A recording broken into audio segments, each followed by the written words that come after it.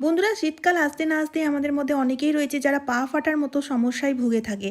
যেমন দেখতেই পাচ্ছেন, আমার পা একদম ভয়ঙ্করভাবে ফেটে গেছিলো। এত ব্যথা হতো, হাঁটাচলা করতে অসুবিধা হতো।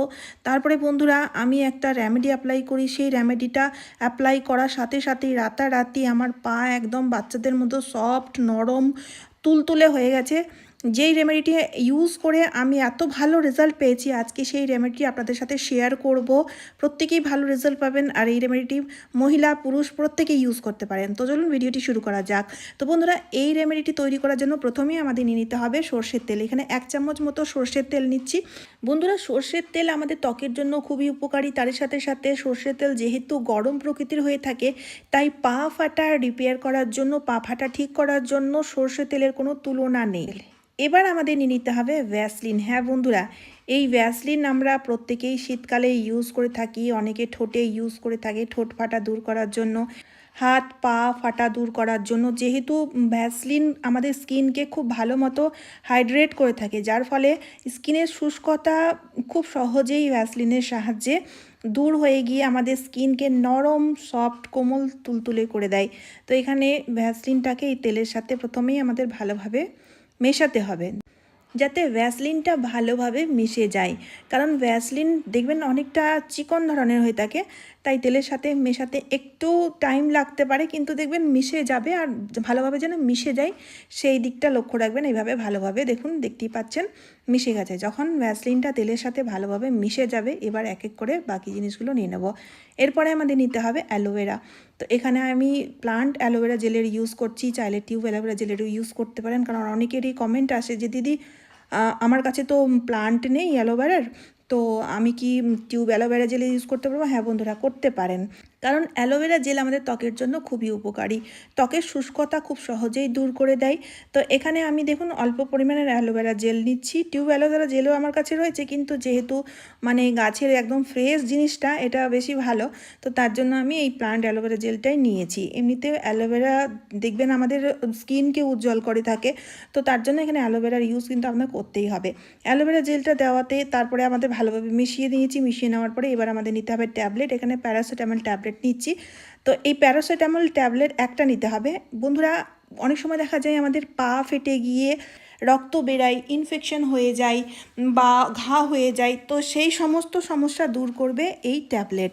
তো এখানে বন্ধুরা, ট্যাবলেট আমরা কি করব, গুঁড়ো করে ইউজ করব, তাই আমি ট্যাবলেটটাকে গুঁড়ো করে নিচ্ছি। খুব সহজেই গুঁড়ো হয়ে যাবে। আর এমনিতে ট্যাবলেট গুঁড়ো করার পরেও দেখবেন ট্যাবলেটের বেশ ছোটো ছোটো কণাগুলো থাকে, সেগুলো না খুব সুন্দর মতো স্ক্রাবারের কাজ করে থাকবে, যার ফলে কী হবে, আমাদের যেই পা ফাটার ডেড সেলগুলো থাকবে, মরা চামড়াগুলো থাকবে, সেগুলো পরিষ্কার হয়ে যাবে। তো আমি দেখতেই পাচ্ছেন এই ট্যাবলেট গুঁড়োটাকে এর সাথে দিয়ে দিলাম। এবার ট্যাবলেট গুঁড়োটা দিয়ে আবারও কিন্তু ভালো করে চামচের সাহায্যে ফেটিয়ে ফেটিয়ে আমাদের মিশিয়ে নিতে হবে। তো এইভাবেই বন্ধুরা, খুব পাওয়ারফুল একটা ক্রিম তৈরি হয়ে যাবে। পা ফাটা রিপেয়ার কীভাবে করব, এক রাতেই আপনাদের ভয়ঙ্কর পা ফাটা রিপেয়ার হয়ে যাবে। লাইভ রেজাল্ট এই ভিডিওতে আমি আপনাদের সাথে শেয়ার করব, যাতে প্রত্যেকেরই বিশ্বাস হয়, প্রত্যেকেই বুঝতে পারে। বন্ধুরা, অনেকেই রয়েছে যাদের পা ফাটার সমস্যা সারা বছরই থাকে, শীতকাল, গ্রীষ্মকাল, বর্ষাকাল, সবসময়। তাদের জন্য বিশেষ করে এই রেমেডিটি খুবই উপকার। এবার বন্ধুরা, আমাদের কি করতে হবে, আমি এখানে একটা প্লাস্টিকের গামলা নিয়েছি, আর তারই সাথে আমাদের নিয়ে নিতে হবে জল। এখানে আমি উষ্ণ গরম জলের ইউজ করছি, কারণ প্রথমে আমাদের পা পরিষ্কার করতে হবে। নোংরা ময়লা পায়ে আমরা যে কোনো রেমেডি অ্যাপ্লাই করব, কোনো মতেই যতই পাওয়ারফুল রেমেডি অ্যাপ্লাই করি না কেন, কোনো কাজ দেবে না। প্রথমেই আমাদের পাটাকে ভালো করে পরিষ্কার করতে হবে। তো পা পরিষ্কার করার জন্য এখানে উষ্ণ গরম জল নিয়েছি, তারই সাথে নিয়েছি ফিটকারিটাকে জলের সাথে এভাবে গুলিয়ে নেব।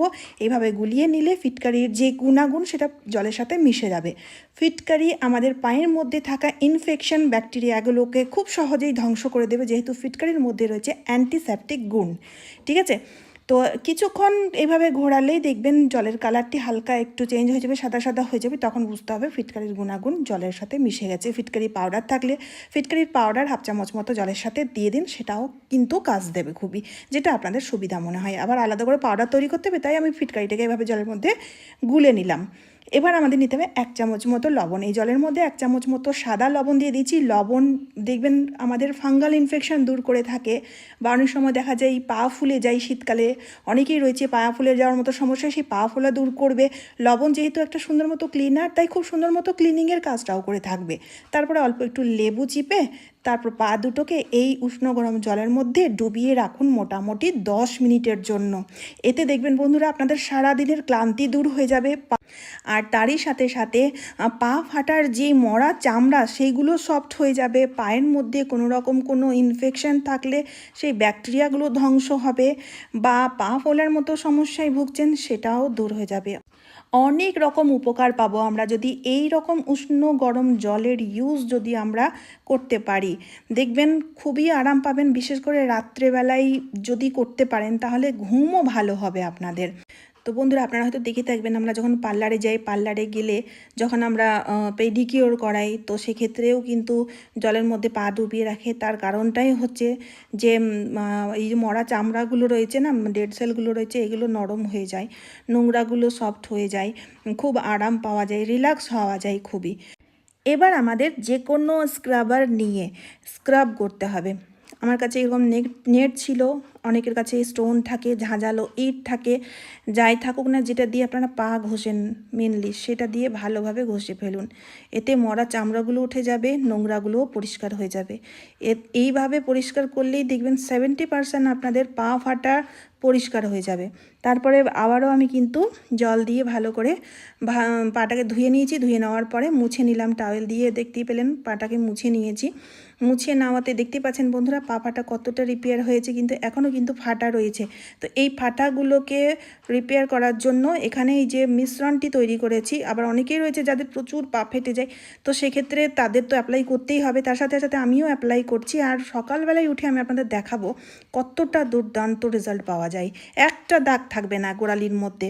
তো এখানে এই মিশ্রণটি গোড়ালি সমেত পুরো পায়ের তলায়, পায়ের ওপরে সব জায়গায় ভালো করে লাগিয়ে নেব। এতে বন্ধুরা ট্যানিং রিমুভ হয়ে যায়। অনেক সময় দেখা যায় আমাদের ট্যান পড়ে যায়, অনেকে চপ্পলের দাগ হয়ে যায় পায়ের পাতাতে, তো সেক্ষেত্রে সেগুলো পরিষ্কার হয়ে যাবে, বা দাগ ছোপ থাকলেও পরিষ্কার হয়ে যাবে। পা ফাটা রিপেয়ার হওয়ার সাথে সাথে আপনাদের পা এত সুন্দর হয়ে যাবে না, নিজেরাই আপনারা বিশ্বাস করতে পারবেন না। আপনারা ভাববেন এতদিন আমরা পার্লারে গিয়ে কেন পেডিকিওর করাতাম। একবার ট্রাই করে দেখবেন, খুব ভালো দুর্দান্ত রেজাল্ট পাবেন। ঠিক আছে, তো এখানে দেখুন মিশ্রণটি লাগানোর পরে পলিথিন দিয়ে আমাদের পা দুটোকে বেঁধে দিতে হবে। এর কারণটা হচ্ছে এই মিশ্রণটি লাগিয়ে আমাদের সারা রাত্রির জন্য রেখে দিতে হবে। সারা রাত্রি না রাখলে কোনো রকম ভালো কাজ দেবে না। তো তার জন্য আপনার বেডশিট, আপনার বিছানা যাতে নষ্ট না হয়ে যায়, বা এই মিশ্রণটি যাতে বিছানায় না লেগে যায়, তার জন্য পলিথিন বেঁধে দিচ্ছি। পলিথিন বেঁধে দেওয়ার পর যেহেতু যদি শীতকালে অ্যাপ্লাই করছেন, তো সেক্ষেত্রে মোজা তো পরতেই হবে, কারণ শীতকালে পা এমনিতে আমাদের শোয়ার সময় ঠান্ডা হয়ে যায়, এতে ঘুম আসে না। তো তার জন্য মোজা পরার আগে পলিথিনটা পরে নেবেন। এতে কি হবে, সরাসরি যদি মোজা পরতে যান তাহলে কি হবে, মিশ্রণটি মোজার মধ্যে লেগে যায়। যেহেতু মোজার ফ্যাব্রিকটা কটনের বা লাইলনের হয়ে থাকে, তো তার জন্য যাতে মোজার মধ্যে মিশ্রণটি লেগে না যায়, গোড়ালির মধ্যে পায়ের মধ্যে লেগে ভালো বার করতে পারে, তার জন্য পলিথিন বেঁধে নেবেন। পলিথিনের ওপরে মোজা পরে নিন। যদি গরমকালে অ্যাপ্লাই করছেন মোজা পরার দরকার নেই, শুধু পলিথিন দিয়ে পা দুটো বেঁধে দিলেই হবে। তারপর সারা রাত্রির জন্য রাখুন। সকালবেলায় উঠে অবশ্যই রেজাল্ট দেখাবো। সকালবেলায় উঠে দেখুন বন্ধুরা, আপনারা দেখতেই পাচ্ছেন আমার পা একদম সাদা দুধের মতো হয়ে গেছে, একটাও পায়ে দাগ নেই। যত পা ফাটা ছিল একদমই রিপেয়ার হয়ে গেছে।